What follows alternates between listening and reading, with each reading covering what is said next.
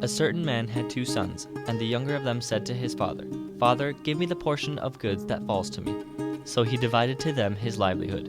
And not many days after, the younger son gathered all together, journeyed to a far country, and there wasted his possessions with prodigal living. But when he had spent all, there arose a severe famine in that land, and he began to be in want.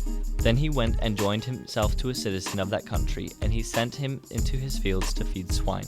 And he would gladly have filled his stomach with the pods that the swine ate, but no one gave him anything. But when he came to himself, he said, "How many of my father's hired servants have bread enough and to spare, and I perish with hunger? I will arise and go to my father, and I will say to him, 'Father, I have sinned against heaven and before you, and I am no longer worthy to be called your son. Make me like one of your hired servants.' And he arose and came to his father. But when he was still a great way off, his father saw him and had compassion, and ran and fell on his neck and kissed him. And the son said to him, 'Father, I have sinned against heaven and in your sight. I am no longer worthy to be called your son.' But the father said to his servants, 'Bring out the best robe and put it on him, and put a ring on his hand and sandals on his feet, and bring the fattened calf here and kill it, and let us eat and be merry.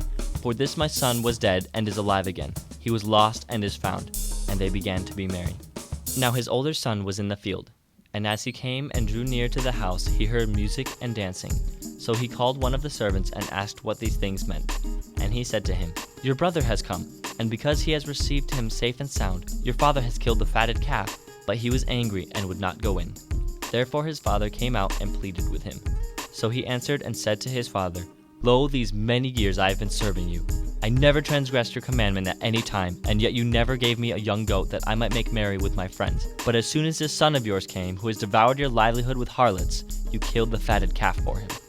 And he said to him, 'Son, you are always with me, and all that I have is yours. It was right that we should make merry and be glad, for your brother was dead and is alive again, and was lost and is found.'" Luke 15:11-32.